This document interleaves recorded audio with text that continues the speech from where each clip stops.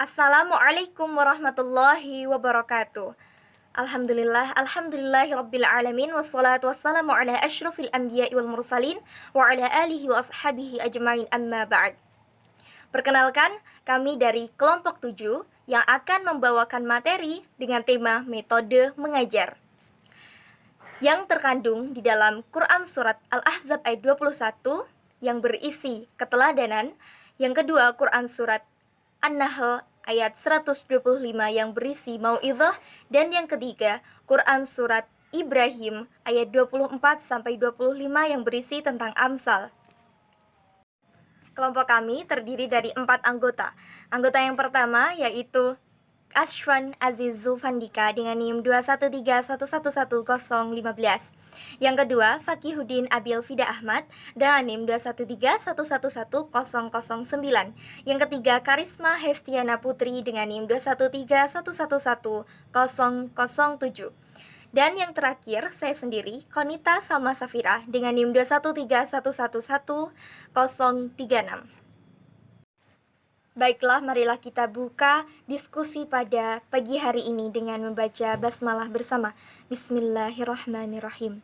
Untuk penyampaian materi yang pertama akan disampaikan oleh Saudara Fakihuddin Abil Fida Ahmad.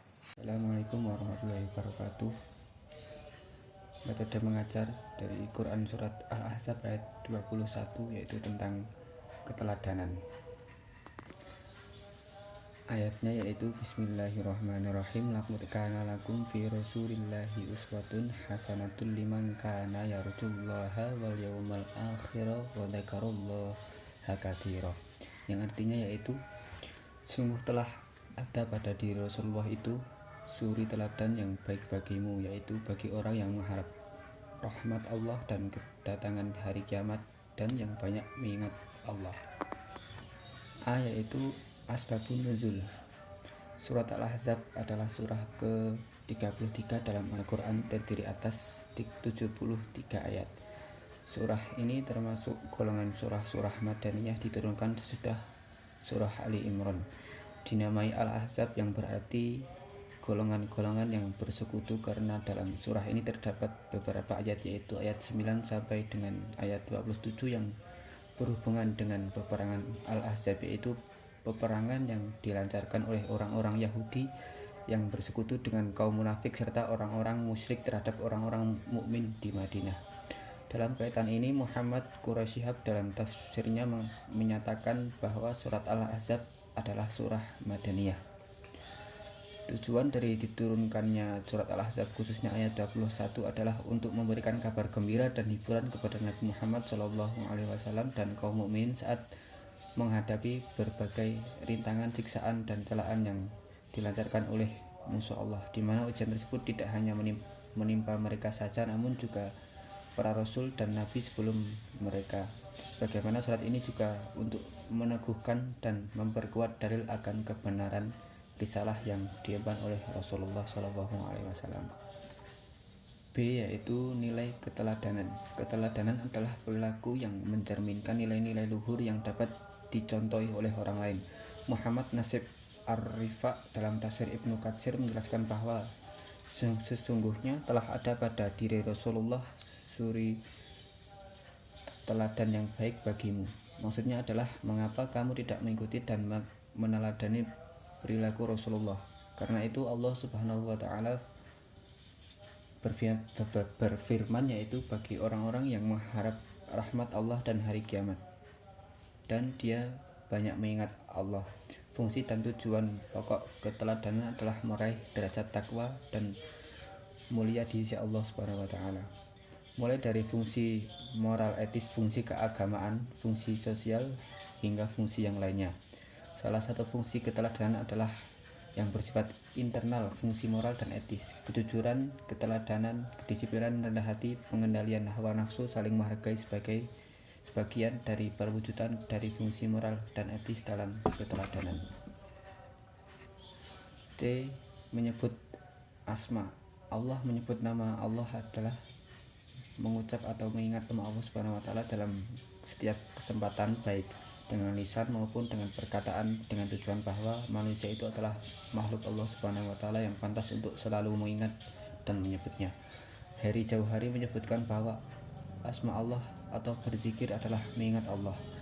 Berzikir bisa dilakukan dengan mengingat Allah dalam hati dan atau menyebutnya berupa ucapan-ucapan zikrullah dengan lisan, atau bisa juga dengan mendadaburi atau mentafakuri memikirkan kekuasaan Allah yang terdapat pada alam semesta.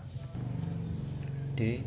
Implementasi keteladanan Rasulullah SAW berdasarkan surat Al-Ahzab ayat 21. Bagi guru era milenial berbicara tentang generasi milenial di kalangan pemerhati pendidik, topik ini menjadi hal yang sangat menarik dan hangat diperbincangkan lebih era saat ini, karena hakikatnya bahwa generasi milenial merupakan generasi yang dilahirkan pada kisaran tahun 1980 sampai dengan tahun 2000. Generasi masa kini yang berusia 15 sampai 34 tahun.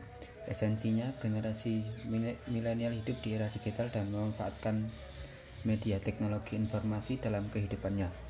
Generasi milenial menghabiskan 6 sampai 5 jam setiap hari untuk membaca media cetak, elektronik, digital, broadcast, dan berita. Mereka mendengarkan dan mereka musik, melihat, membuat, dan mempublikasikan konten internet, serta tidak ketinggalan menggunakan smartphone. Di sini saya akan menyampaikan tentang bagaimana isi, arti, kandungan dalam Quran surat An-Nahl ayat 125 yang berbunyi, Bismillahirrahmanirrahim. Ud'u ila sabili rabbika bil hikmati wal mau'izatil hasanati wajadiluhum billati ahsanu inna rabbaka huwa a'lamu biman dalla an sabilihi wa huwa a'lamu bil muhtadin. Shadaqallahul adzim. Yang artinya, serulah manusia kepada jalan-jalan Tuhanmu dengan hikmah dan pelajaran yang baik, dan bantahlah mereka dengan cara yang baik pula. Sesungguhnya Tuhanmu, dialah yang lebih mengetahui tentang siapa yang tersesat di jalannya, dan dialah yang mengetahui orang-orang yang mendapat petunjuk. Dari ayat tersebut terdapat kandungan di dalamnya. Yang pertama yaitu Allah memerintahkan Rasulullah untuk berdakwah, menyeru manusia kepada agamanya. Kewajiban berdakwah ini juga berlaku bagi umat Islam. Yang kedua, ayat ini menjelaskan 3 metode dakwah, yakni hikmah, mau'idah hasanah atau pengajaran yang baik, dan jidal atau debat dengan cara yang baik. Yang ketiga, Allah hanya mewajibkan dakwah, sedangkan apakah seseorang mendapat hidayah atau tidak adalah urusan Allah, bukan kewajiban seorang dai. Yang keempat, Allah Maha mengetahui siapa yang sesat dari jalannya dan siapa yang mendapat petunjuk. Dia yang Maha mengetahui siapa yang menolak dakwah dan siapa yang mau menerimanya. Yang kelima, ayat ini menerangkan Rasulullah dan para dai agar tidak sedih dan kecewa jika ada orang yang menolak dakwah. Metode yang terkandung dalam Quran surat An-Nahl 125 tadi yaitu tentang metode hikmah, metode mau'izah hasanah atau nasihat yang baik, dan metode jidal atau debat. Saya akan menjelaskan satu persatu apa itu metode hikmah atau perkataan yang bijak. Nah, di sini Allah Subhanahu wa taala menyuruh Rasulullah agar mengajak makhluk kepada Allah dengan kebaikan dan hikmah, yakni dengan berbagai larangan dan perintah yang terdapat di dalam Al-Quran dan Sunnah, agar mereka waspada terhadap siksa Allah. Metode hikmah adalah metode yang mencakup seluruh kecerdasan emosional, intelektual, dan spiritual, dengan pengetahuan di dalam akal budi yang mulia, perkataan yang tepat dan benar, serta sikap dan proporsional dari pendidik, maka tujuan pendidikan dapat terwujud. Selanjutnya yang kedua adalah metode mau'izah hasanah atau nasihat yang baik. Mau'izah hasanah adalah bentuk dari pendidikan dengan memberikan nasihat dan peringatan baik dan benar, perkataan yang lemah lembut, penuh dengan keikhlasan, sehingga peserta didik terdorong untuk melakukan segala aktivitasnya dengan baik. Nah, sebagai sebuah metode, mauizah baru dapat mengenai sasaran bila ucapan yang disampaikan itu disertai dengan pengalaman, keteladanan dari yang menyampaikannya. Nah, inilah yang disebut dengan mauizah hasanah. Kalau tidak, ia adalah yang berbentuk buruk yang seharusnya dihindari. Di sisi lain, mauizah biasanya mencegah sasaran atau sesuatu yang kurang baik dan dapat mengundang emosi baik dari menyampaikan yang lebih-lebih dari menerimanya. Yang ketiga adalah metode jidal atau debat. Nah, metode ini juga merupakan sebuah metode pendidikan, sebagaimana hikmah dan mauizah hasanah. Jidal terdiri dari 3 macam. Yang pertama yaitu jidal yang buruk, yakni yang disampaikan dengan kasar. Yang kedua, jidal yang baik, yakni yang disampaikan dengan sopan serta menggunakan dalil-dalil atau dalih walaupun hanya diakui oleh lawan. Yang ketiga, jidal yang terbaik, yakni yang disampaikan dengan baik, dengan fakta-fakta argumen yang benar, menguntungkan lawan. Metode ini yang dimaksudkan untuk mengenal pengetahuan yang sudah diajarkan dan untuk merangsang perhatian murid dengan berbagai cara atau sebagai apresiasi, selingan, dan evaluasi. Selain itu, dalam pelaksanaan metode ini perlu menerapkan kemungkinan jawaban pertanyaan apakah banyak mengandung masalah atau hanya terbatas pada jawaban iya atau tidak.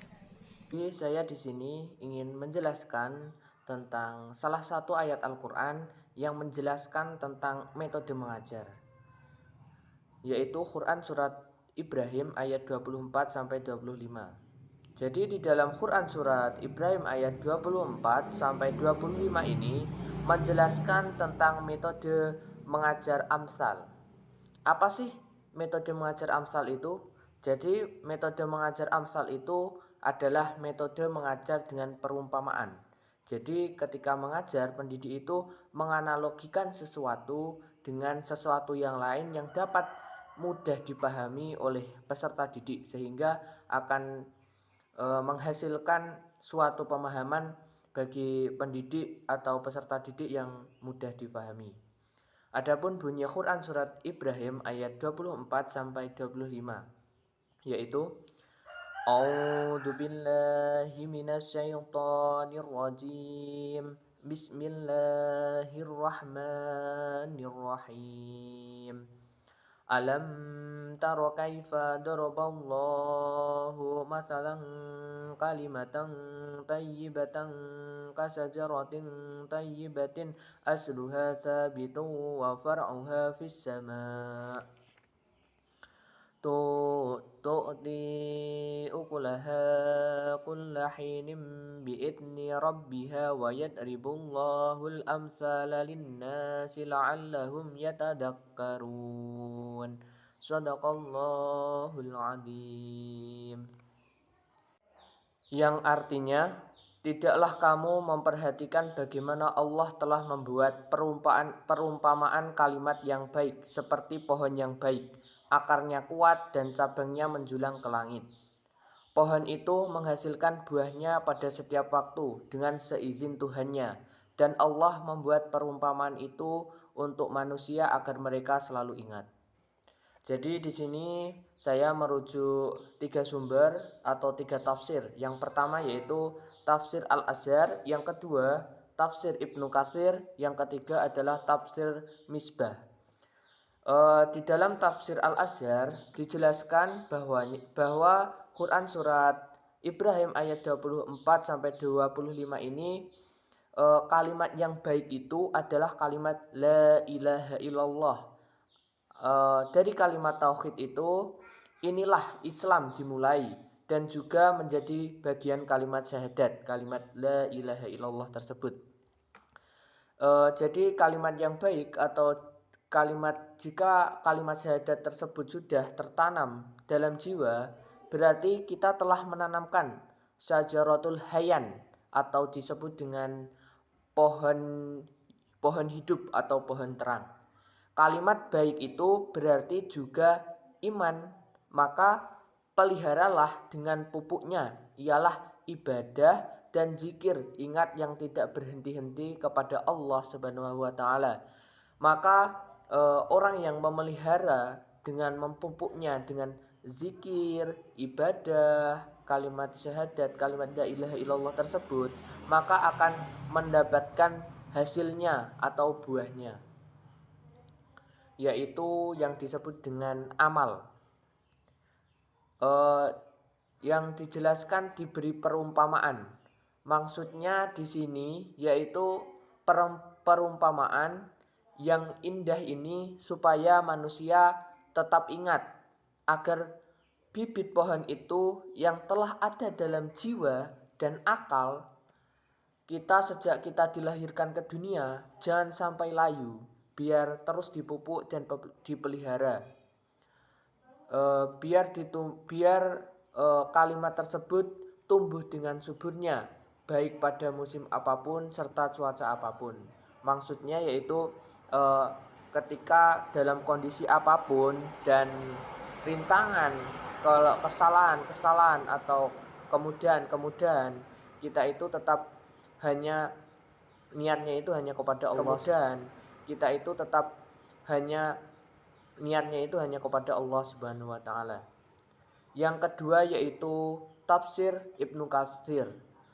Di dalam tafsir ini dijelaskan bahwa surat Ibrahim ayat 24 sampai 25 ini menjelaskan bagaimana metode pendidikan yang dipakai ialah ucapan la ilaha illallah, dan bahwa orang mukmin diumpamakan sebagai pohon yang baik yang selalu tidak terputus amalnya pada waktu pagi, sore, malam, bahkan pada setiap saat. Masya Allah.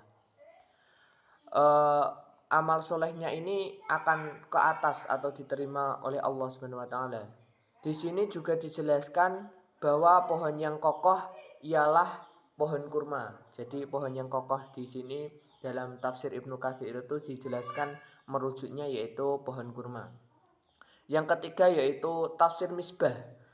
Tafsir Misbah ini menjelaskan bahwasanya Quran surat Ibrahim ayat 24 sampai 25 ini mengajak merenung dan memperhatikan perumpamaan kalimat la ilaha illallah, yang kalimat yang seperti pohon yang akarnya yang kokoh tadi. Menurut ulama, perumpamaan kalimat yang baik seperti pohon itu ialah seperti pohon kurma. Dan putra Umar pun juga berkata bahwa suatu saat kita akan bersama di sekeliling Rasulullah Shallallahu Alaihi Wasallam. Dan putra Umar pun berkata pohon yang dimaksud itu pun ialah pohon kurma. 4. Memahami apa yang diajarkan oleh pendidik. Yang ketiga, untuk menggugah dan menumbuhkan perasaan ketuhanan dengan caranya dikenalkan pada alam semesta. Yang keempat, mendidik akal supaya berpikir logis dan sehat. Sehingga salah satu manfaat yang baik bagi pendidik dan peserta didik itu ketika menggunakan metode perumpamaan itu akan menggunakan akal pikiran kita ini secara baik, sehingga kita akan secara bertahap bisa menghasilkan pikiran yang kritis. Yang kelima itu perumpamaan merupakan motif yang menggerakkan perasaan, menghidupkan naluri. Yang selanjutnya menggugah kehendak dan mendorong seseorang untuk melakukan amal yang baik dan menjauhi segala kemungkaran. Yang keenam, cara untuk mendidik agar selalu berpikir jika ingin berbicara. Nah, ini poin pentingnya, yaitu kita itu harus berpikir ketika sebelum berbicara itu harus berpikir apakah perkataan kita ini akan menyakiti atau menyenangkan orang lain. Jadi kita diberikan salah satu alat yang paling bagus daripada makhluk lain, yaitu berupa akal. Kita harus bisa menggunakannya dengan baik. Sebagai manusia kita juga harus berpikir secara baik dengan menggunakan akalnya dengan baik dan memanfaatkannya untuk bisa bermanfaat bagi orang lain. Bukan hanya orang lain tapi juga buat lingkungan maupun hewan, sehingga kita dapat bersikap rahmatan lil alamin. Yang ketujuh yaitu menjaga dalam setiap perkataan yang diucapkan. Sekian dari saya. Jika ada kekurangan mohon dimaafkan. Jika ada kelebihan mohon dikembalikan. Wassalamualaikum warahmatullahi wabarakatuh. Alhamdulillah seluruh materi telah tersampaikan. Di sini saya sebagai moderator akan memberikan sedikit kesimpulan mengenai metode pengajaran. Tadi sudah dijelaskan yang pertama dalam Quran Surat Al-Ahzab ayat 21 bahwa salah satu metode yang efektif dalam Islam adalah metode keteladanan. Metode ini dijelaskan dengan pendidik bertumpu pada sikap atau hal yang harus diteladani dari Nabi Muhammad SAW. Dalam tafsir juga dijelaskan bahwa sebagai seorang muslim harus mengikuti dan meneladani perilaku Rasulullah. Untuk yang kedua, Quran Surat An-Nahl ayat 125 dijelaskan mengenai metode mengajar mau'idhah, yang di dalamnya mengandung metode hikmah atau perkataan yang baik, jidal, debat, dan mau'idhah hasanah, nasihat yang baik. Dalam tafsir juga dijelaskan mengenai kewajiban berdakwah dan menggunakan metode dakwah dalam sistem pembelajarannya. Untuk tafsiran ayat yang ketiga, Quran Surat Ibrahim ayat 24-25 dijelaskan bahwa penggunaan metode pendidikan amsal atau perumpamaan supaya membuat peserta didik lebih mudah memahami dan mengerti pelajaran dari perumpamaan tersebut. Dengan memberikan perumpamaan pada peserta didik itu dapat memberikan kesan yang lebih mendalam pada peserta didik. Demikian presentasi dari kelompok kami. Kurang lebihnya kami mohon maaf. Saya selaku moderator mohon maaf apabila terdapat banyak kesalahan kata dan perbuatan.